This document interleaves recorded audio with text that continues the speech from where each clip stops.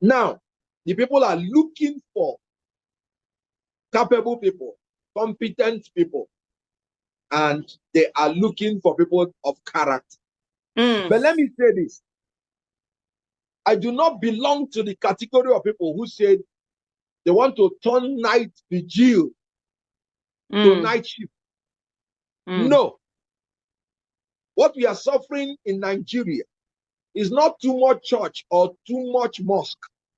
As a matter of fact, I wish that the church and the mosque should be in every house in Nigeria. What we are suffering from is too much fake church, too much fake pastors, too much fake imams, too much fake mosques. If we had genuine churches and mosques, we will not be having the problem we have in Nigeria. Let me tell you something about being close to God. Prayer. And if you're genuine in the worship of God and prayer and closeness to God helps you to be more efficient in your work. Because you will be morally sound and do everything in the fear of God. Before I became very close to God, I was a night crooner. And one of the most popular nightclubs in Lagos was called Night Shift.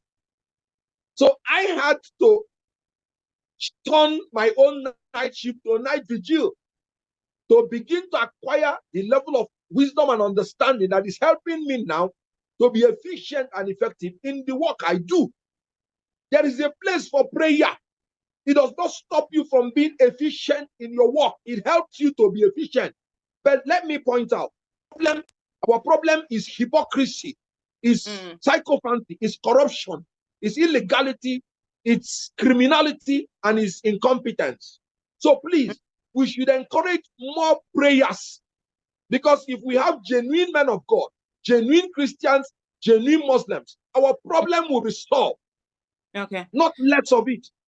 Oh, okay. So let me quickly address that issue of night vigil and night shift, because for my own understanding of it, I am an employer of labor, and I've come across a lot of people who will leave the office and tell you they are going for one thing or the other. Or some of them, even during interviews, they will tell you, oh, on Wednesdays, we don't come for work. On these days, we don't do this or one thing.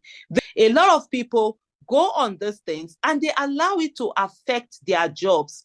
Like I remember tweeting that I said, look, if you are working for me as an employee, you are going to pray. Okay, there was someone who said that, oh, Muslims pray 5 times a day.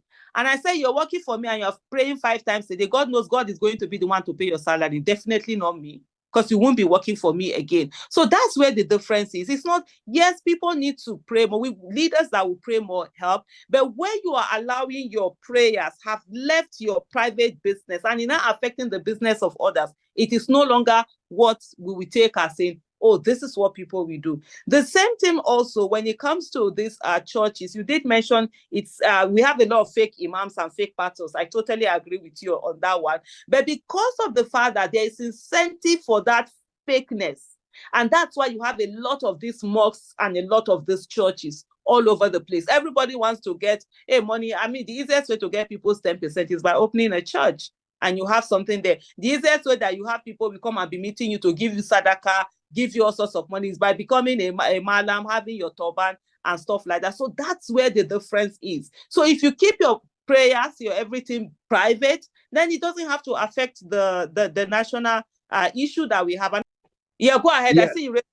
Let me first of all say that I agree with you completely in what you say. And if anybody who is working for you and during working hours, he tells you he wants to pray, please sack that person immediately. Anybody who is supposed to be reading his books and he's telling us that he was reading his Bible or Quran, he will go to the school and fail woefully. So I want you to understand the difference. The difference is that the Bible says they that should worship God should worship him in truth and in spirit. Anybody who is telling you he wants to pray when he's supposed to work is a hypocrite. He's not a prayer warrior. Because prayer is meant to help you to be more efficient in your workplace, not to become a truant. That person that is telling you that his prayer does not cross ceiling, because you will not use the time you're paid for, where you're getting your source of livelihood, to say you're praying. No. So I will tell you this story. When Jesus Christ was alive, people went to him and they want to implicate him.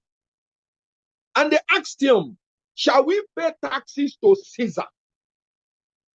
And Jesus Christ said, where is the coin that you used to pay the tax? And they gave him the coin. And he said, whose inscription is this? And they said, Caesar. Then he said, render unto Caesar the things that are Caesar, and unto God the things that are God's. A religious leader is telling you by implication, you must pay your tax to government. You must do your duty to government, but you must do your duty to God. So what I'm telling you is that a leader coming out to diminish the importance of prayer, or saying you're going to convert church to anything, that is wrong.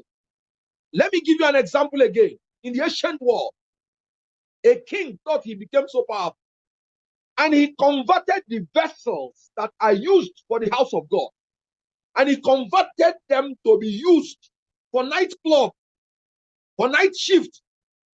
And when he was using it with his family, enjoying himself, a handwriting appeared on the wall. Mene mene tekel ofasen. And they called Daniel to interpret it. He said, the king, you have disrespected God for converting the vessels of God to be used by man. And because you have done that, your kingdom has been numbered and is finished. And that day, they killed that king, and another king took over. We must learn to revere God and revere divine things. You should revere any place of worship. And you don't have to come out to use your mouth to say you will convert this to this. No. Question immorality. Question criminality. Tell people, do the right thing at the right time. Okay, assuming somebody now comes to tell you that he will convert nightclub to be a church, would you say it is right? Then why would you say you will convert a church to be a nightclub? Because your argument is that it's stopping people from working. No, it's not stopping people from working. And thank God they even use the word night vigil. Let me ask, do you work? Do you work in the in the night?